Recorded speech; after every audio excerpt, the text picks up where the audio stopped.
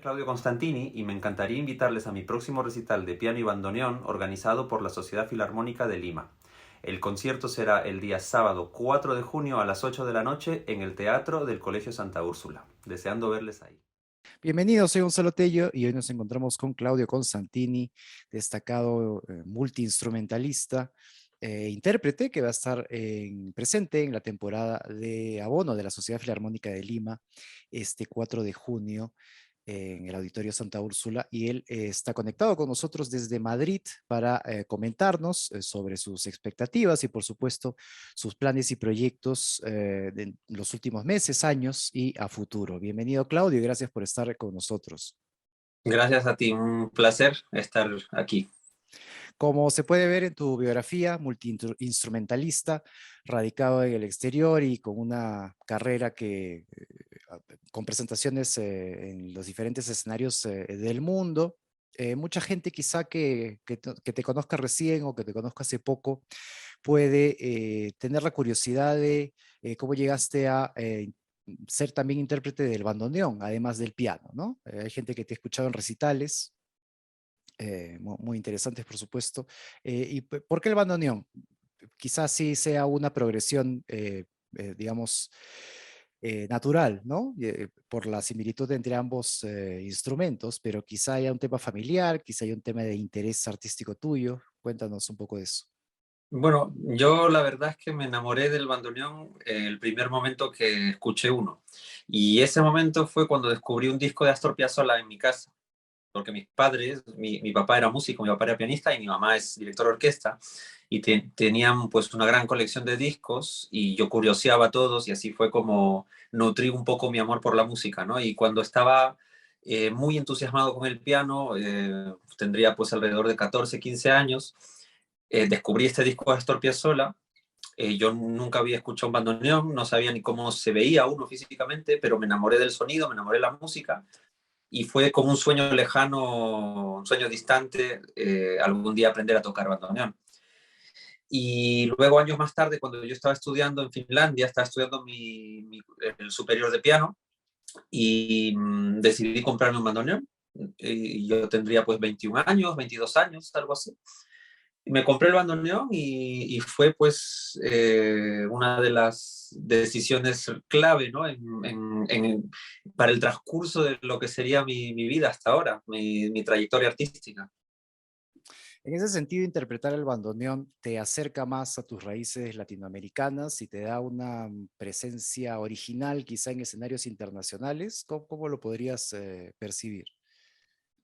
Puede ser, yo no me lo propongo de esa manera porque además la música que yo toco con el bandoneón sobre todo es de raíces europeas. Yo toco sobre todo música clásica con el bandoneón y sobre todo jazz, que pues es música más de Estados Unidos, ¿no? Originaria de ahí. Sin embargo, el bandoneón es un instrumento que está sumamente ligado específicamente al tango, ¿no? El tango en Argentina. Y es un género en el cual yo he profundizado mucho, es un género que amo y un género que he tocado mucho también. Entonces siempre hay quizás una relación, perdón, quizás siempre hay una relación por parte del público con mi instrumento hacia lo latinoamericano, ¿no? Pero yo no lo veo tanto de lugares, sino más bien de sensaciones de la manera en que yo me expreso con cada instrumento, ¿no? Porque con el piano me expreso de una manera y con el bandoneón me expreso de otra, porque es más similar a lo que es la voz humana. El sonido se sostiene, se puede hacer se puede crecer, se puede decrecer, cosa que en un piano no, ¿no? Entonces la expresividad es distinta. Y sobre todo, para mí personalmente, la diferencia y lo que aportan las dos cosas, los dos instrumentos son dos facetas distintas de mi personalidad, más que de mis raíces. Ujú.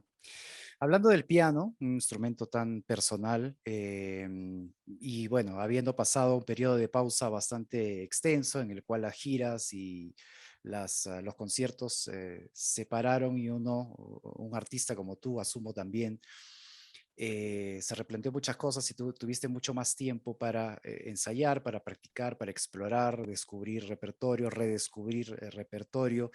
¿Cómo ha sido tu crecimiento o tu viaje durante estos últimos años? Digamos, los últimos meses prepandémicos y durante esta gran pausa.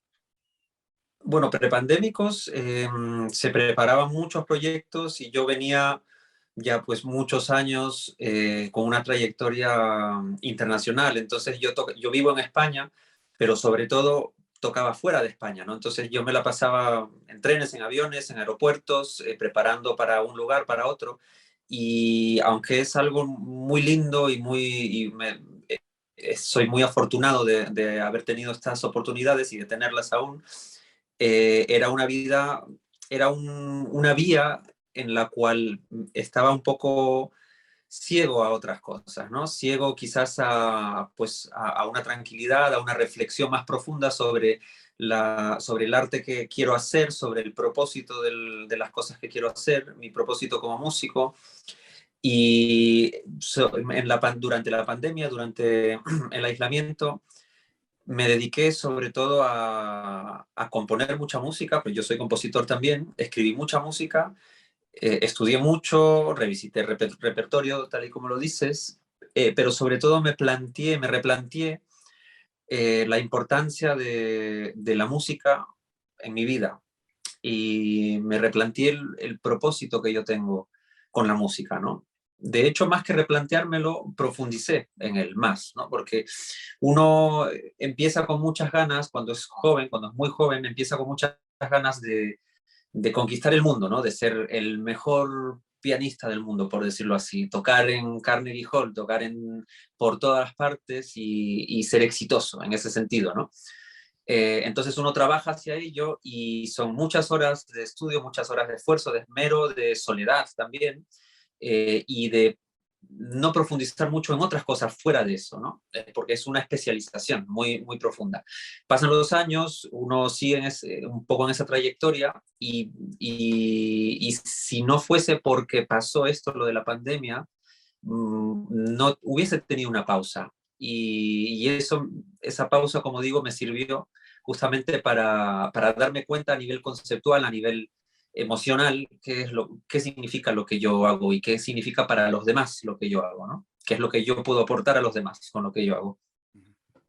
Sí, como lo que comentas, no solamente para los artistas, sino también para el público, ¿no? El sinónimo de éxito o sinónimo de haber llegado a la cima o haber conquistado el pedestal y ya después de eso ya uno puede descansar o relajarse, podría ser considerado y tocar, como dices, en Carnegie Hall, en Conserverein o en alguno de los grandes escenarios, así como en tu caso, por ejemplo, tú fuiste nominado al Grammy en 2019 por un disco, ¿no? Lo cual es un Sí, tema, por supuesto, elogiable, que también es un proceso, implica pues involucrarte dentro de la academia del Grammy, con relaciones, con nuevos proyectos o nuevas ideas para desarrollar. Pero no necesariamente eso es una finalidad, sino también es parte de un proceso, ¿no?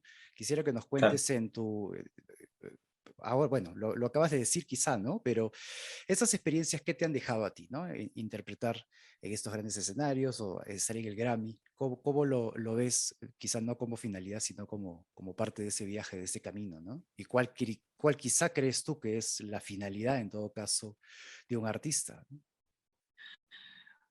Bueno, la finalidad de un artista es un concepto muy grande para que una sola persona lo defina. Entonces, pienso yo. Entonces, yo solo puedo decir lo que pienso, lo que siento y mi propia experiencia, ¿no? En mi experiencia y en mi sentimiento, todo lo que son premios, todo lo que son grandes logros, como tocar en un gran lugar, tener mucho éxito, la crítica, etcétera, son consecuencias del trabajo que uno hace hacia la superación. Entonces, para mí esto es un trabajo de superación. El, el significado que pueda tener una nominación, un Latin Grammy, si bien es muy alto porque es un reconocimiento que se agradece mucho, no me termina de definir a mí como artista, ¿no? Yo solamente tengo para compararme conmigo mismo y cómo soy hoy y cómo quiero ser mañana, ¿no? Entonces, mi ideal es seguir aprendiendo, seguir progresando hasta el final de mis días, como lo hicieron los grandes maestros que admiro, ¿no? Como lo hizo Rubinstein, como lo hizo Pau Casals y como tanta otra gente que ha quedado, pues, para la posteridad como un ejemplo, ¿no? Y no porque yo quiera ser un ejemplo, sino que simplemente pienso que el ser humano de por sí aspira a innovar, aspira a superarse, aspira a avanzar, ¿no? Si te quedas atrás, si te quedas quieto, te quedas para atrás, no avanzas, eh, te crea, pienso yo, te crea una frustración. Es mucho más bonito tener claro un propósito y caminar hacia él, ¿no? Y aunque sea algo imposible de alcanzar, ¿no? Como decía el famoso basquetbolista Kobe Bryant, que la perfección es imposible de alcanzar, pero es bastante divertido intentar alcanzarla, ¿no? Entonces yo sigo un poco esa filosofía. Yo intento aprender lo más posible y una cuestión muy importante para mí es difundir la música y difundir cosas que yo pienso como positivas con la música, ¿no? Difundir valores positivos, difundir amistad, difundir difusión, unión, eh, progreso, superación, todo este tipo de cosas son las que a mí me interesan desarrollar en mí mismo y incentivar a la gente que desarrolle, ¿no? Ujú. Claro que sí, es un proceso que no termina. Incluso los grandes artistas al final de su carrera siempre dicen que todavía siguen aprendiendo, ¿no? Eso. Eso lo escuchamos siempre, grandes leyendas incluso. Hablando de tus presentaciones, especialmente en Latinoamérica y especialmente en el Perú, ¿qué sentimientos, qué expectativas, qué emociones te despierta a diferencia de cualquier otra presentación regular en tu carrera? Bueno, tocar en Perú para mí es de lo más especial que puede haber, ¿no? Porque yo hasta los 18 años viví en Perú, yo me formé en el Conservatorio Nacional de Música, que hoy en día es la Universidad Nacional de Música, eh, y yo asistía a todos los conciertos posibles de la Sociedad Filarmónica, que es donde voy a ofrecer este concierto hoy. Bueno, hoy no, perdón, pero pronto.